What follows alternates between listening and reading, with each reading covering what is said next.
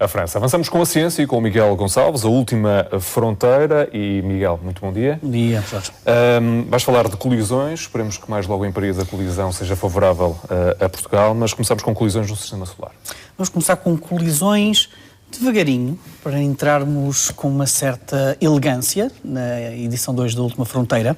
E vamos começar com meteoritos e vamos fazer uma viagem até ao interior dos meteoritos, nomeadamente dois meteoritos, o Caba e o Vigarano, que são sempre nomes interessantes, e que foram alvo de uma investigação mais profunda, utilizando as tecnologias mais apuradas para verificar a sua cristalografia, a sua variedade geoquímica.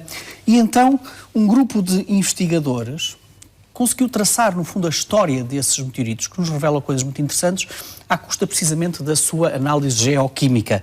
E então, olha, repara como é bonito dizer uma coisa destas logo pela manhã.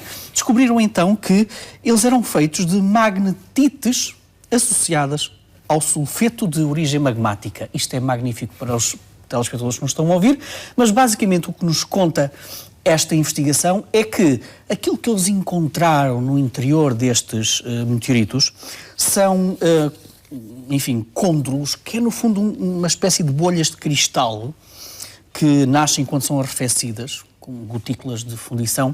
E então, para encontrarem aqueles tipos da imagem que nós vamos ver a seguir, de cristais, daquelas bolhas de cristal, com aquela forma e com aquela constituição, quer dizer que, ora que estava dos meteoritos, quer dizer que foram formados bem no início do Sistema Solar, da história do Sistema Solar. Isso não é novidade nenhuma. Nós sabemos que os meteoritos são os pedaços rochosos do universo mais antigos que nós temos e por isso o seu estudo é particularmente importante para nos dizer como era o início da formação do Sistema Solar. Mas a outra conclusão a que chegaram é absolutamente notável. É que para ter aquela constituição geoquímica e aquela forma, quer dizer que estes meteoritos fizeram autênticas viagens pelo Sistema Solar no início da sua formação. Quer dizer que nasceram, se calhar, perto do Sol, no Sistema Solar interior, na zona onde está a Terra, Mercúrio, Vênus, Terra, mas, para ter esta forma, depois tiveram que emigrar para as zonas mais remotas do Sistema Solar, onde estão os planetas gigantes. Aliás, foram influenciados também pelo campo gravitacional dos grandes planetas do Sistema Solar e, nessas zonas mais distantes do Sistema Solar, terão colidido também com outras rochas, com outro tipo de constituições e formando, no fundo, esta miscelânea que nós encontramos naquelas imagens. Isto é surpreendente não só porque reforça a ideia de que no início da formação do Sistema Solar nós tivemos movimentos migratórios. Aquilo que nós conhecemos hoje no Sistema Solar, a disposição dos planetas que nós conhecemos hoje é apenas a configuração final, digamos assim, mais estável, mas a verdade é que no início houve migração de planetas, Júpiter e Saturno estiveram muito mais perto do que estão agora, por exemplo, e estes pedaços rochosos do início da formação do Sistema Solar dizem-nos que eles também migraram para zonas muito mais distantes. E curiosamente, numa altura em que nós pensávamos que o Sistema Solar é quase uma panela em ebulição, em que, no fundo, todos chocavam muito rapidamente, com grandes velocidades uns com os outros. Não. Este estudo diz-nos também que havia choques a velocidades muito mais baixas, que permitia também ter outro tipo de reações geoquímicas com as rochas. Portanto, é um estudo muito interessante também que nos mostra uma outra história da formação do Sistema Solar. Olha, e para falar de histórias da formação do Sistema Solar, também nada melhor do que visitarmos também dois estudos que foram publicados esta semana, que nos dão uma outra ideia sobre qual a origem das luas de Marte. Marte tem duas luas, Phobos e Deimos, os deuses do medo e do terror, que joga bem com Marte, o deus da guerra, e a teoria dominante, até hoje, dizia, eis então Marte e as duas luas, dizia que aqueles dois autênticos calhaus, que realmente quase parecem asteroides, e portanto a teoria dominante dizia que aquilo terão sido eventualmente asteroides capturados pelo campo gravitacional de Marte. Eles de facto são muito parecidos com asteroides.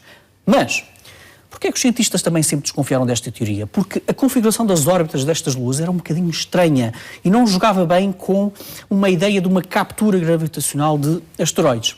E então, dois artigos foram publicados esta semana, dizem-nos algo de interessantíssimo. É que, não, esqueçam lá a ideia de que isto são asteroides capturados. Não. O que provavelmente aconteceu foi isto que nós estamos a ver nestas imagens.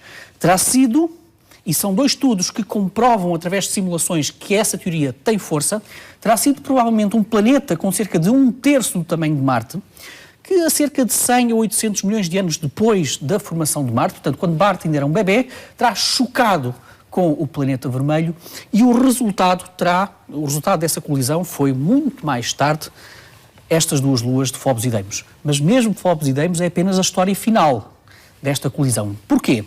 Porque, de acordo com estas simulações, de acordo com estes estudos, este choque deu origem a um disco muito grande, como nas imagens estamos a ver, em que na zona mais central do disco tínhamos uma zona muito mais densa e a zona mais exterior muito mais constituída por poeiras, digamos assim.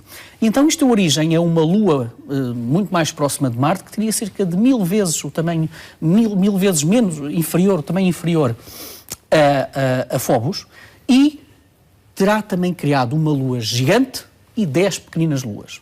E as simulações dizem que, ao longo do tempo, estas luas mais pequenininhas, tal como a lua gigante, terão chocado com Marte e, portanto, desapareceram. O que é que sobrou? As duas luas exteriores.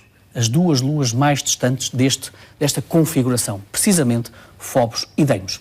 Ora, isto é particularmente interessante porque explica precisamente as órbitas de Phobos e Deimos, a sua constituição, mas também lança uma outra questão interessante, que é, em Marte, nós encontramos uma grande bacia, a chamada Bacia Borealis, que, de acordo com estas simulações, pode ter sido precisamente o local de impacto deste pequeno planeta, com um terço do tamanho de Marte, que deu origem depois, mais tarde, a estas luas. Portanto, são dois estudos com uma forte componente científica que comprovam, ou que dão força à ideia de que as luas de Marte foram constituídas por um choque e não por uma captura de asteroides. Miguel, deixamos Marte e nesta viagem seguimos em direção a um exoplaneta que tem 3 sóis.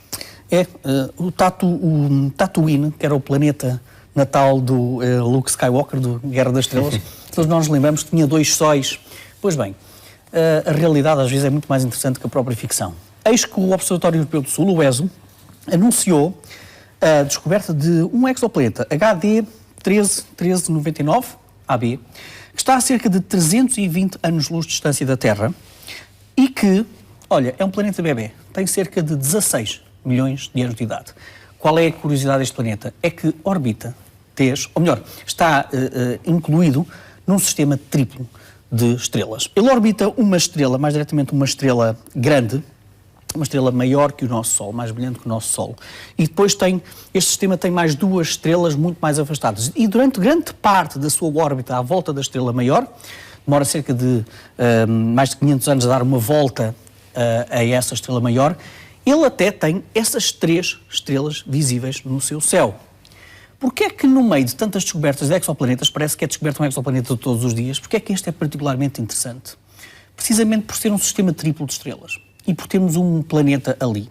Porque, de acordo com os estudos teóricos sobre as órbitas dos planetas, encontrarmos um planeta à volta de um sistema triplo de estrelas é muito instável. Supostamente aquilo não deveria acontecer, porque aquele planeta, se calhar, se estivesse um bocadinho mais afastado da sua estrela principal, ele seria ejetado. E, portanto, nós não teríamos uma configuração dinâmica estável para este exoplaneta.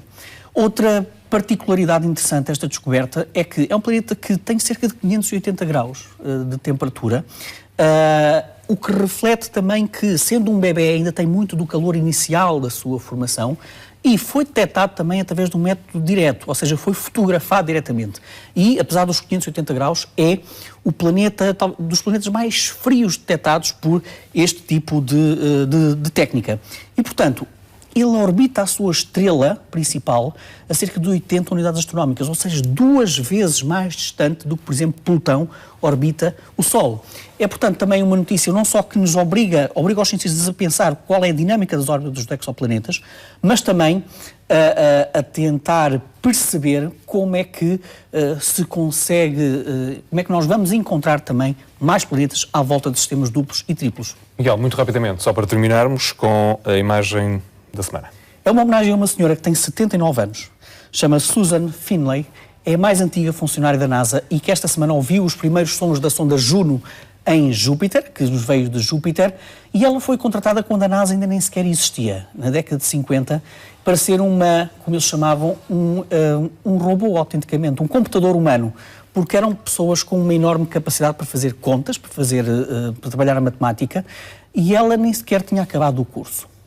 E em 2004, a NASA despromoveu-a precisamente por não ter um curso, mas ela continua alegremente a ser uma das preciosas aliadas de exploração espacial. Miguel, muito obrigado. E Obrigado. bom fim de semana. Fica por aqui a segunda hora, regressamos daqui a pouco com toda a informação. Até já.